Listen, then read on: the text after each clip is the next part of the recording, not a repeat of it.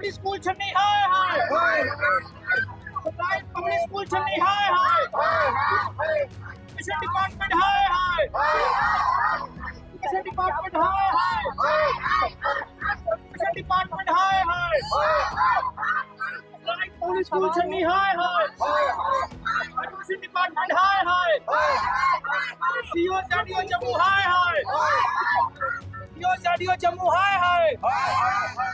नमस्कार, आप देख रहे हैं पंजाब केसरी टीवी और मैं हूं आपके साथ तनवीर सिंह। एक जम्मू से हैरान करने वाला मामला सामने है।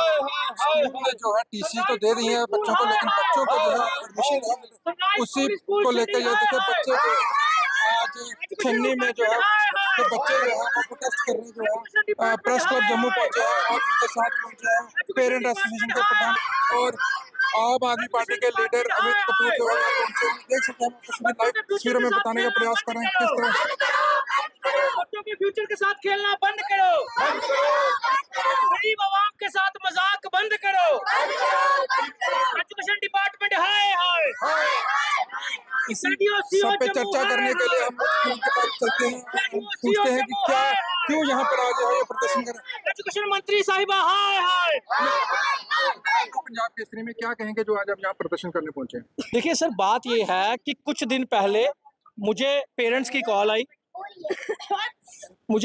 कॉल आई, इन्होंने बुलाया कि ऐसे ऐसे बात है, आप यहाँ पे आइए। जब इनके घर हम गए, कुछ हमारे डोगरे बच्चे थे, जो डोगरे बच्चे थे उनकी माँ की हालत देख लीजिए, वो बेचारे पेशेंट है, आइए आगे, ये पेशेंट है, हार्ट अटैक के पेशेंट है। इनकी बच्ची ये वाली है, बेटा ये बच्ची है इनकी। इसी तरह डोगरों के और भी बच्चे हैं और हमारे गरीब परिवार जो दिहाड़ी लगाता है, जिनका वोट बेशक यहाँ पे नहीं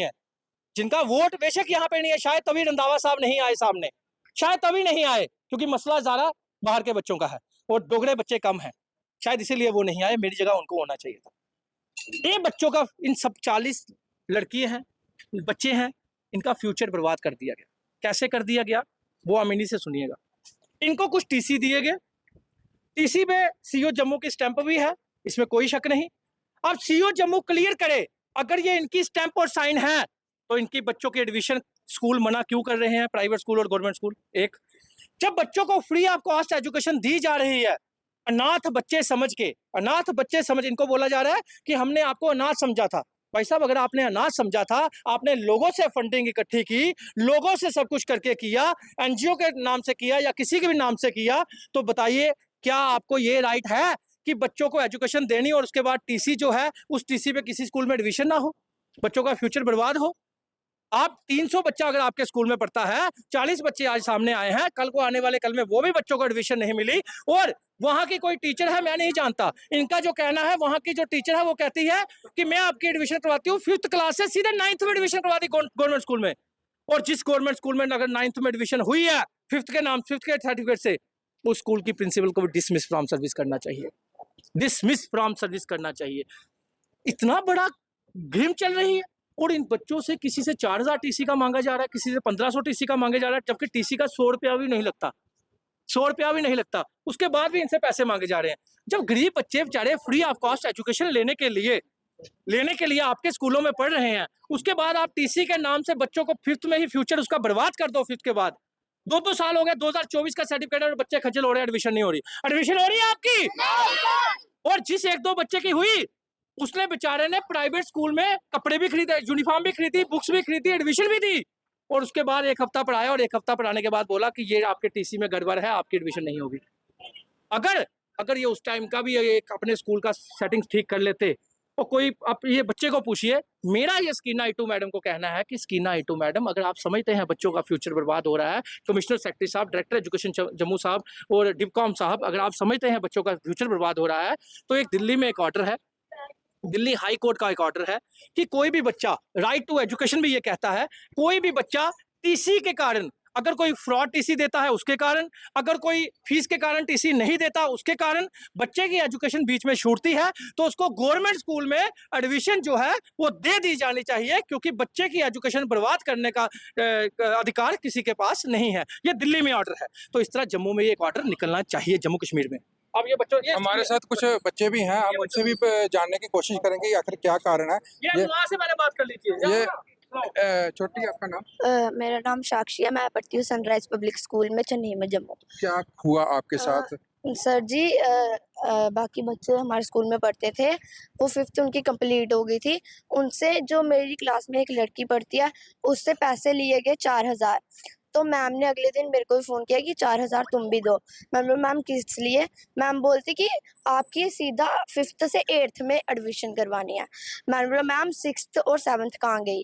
तो मैम बोलते कि आप पैसे दो, आप नहीं दोगे अगर हम घर आके लेंगे और आप हमें। मैंने बोला मैम हमने फिर नहीं पढ़ना, हमारे पास पैसे नहीं है, मेरी मम्मा बीमार है, हमारे पास पैसे नहीं है। मैम बोलती कि आपने नहीं पढ़ना, हमें साइन करके दो और लिख के दो, नहीं तो हम घर आके लेंगे।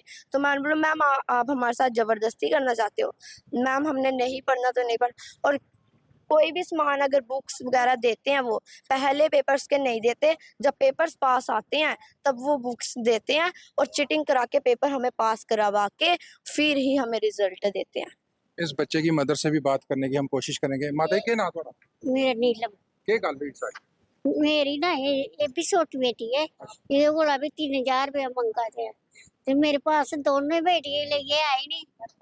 मैं खुद मेरे घर वाला दिहाड़ी लगाता है तो कहाँ से देंगे? खुद मैं बीमार हूँ, मैं अपनी इलाज का पैसे नहीं है। आप देख सकते हैं कि इन माता जी की दो बेटी हैं, वो खुद बीमार हैं, उनके हस्बैंड जो है वो दिहाड़ी लगाते हैं। वो किस तरह जो दोनों बेटियां का इतना खर्चा देंगे जितना वो स्कूल मांग रहा है? ये हम नहीं कह रहे, ये सब बच्चे और उनके पेरेंट्स कह रहे हैं। और भी हमारे साथ पेरेंट्स हैं, उनसे बात करने की कोशिश है। मैम जी आपका नाम? मेरा नाम ममता है। थोड़े भी बच्चे ऐसे स्कूल पढ़ते हैं? नहीं, हाँ ये चाची के लड़के यही है। यही है। क्या हुआ सारा पूरा बताइए। भैया ये बच्चे 4 साल से स्कूल में पढ़ रहे हैं, तो अब पिछले साल 2 साल हो गए, मतलब बच्चों को ऐसे ही खज्जल होते हैं।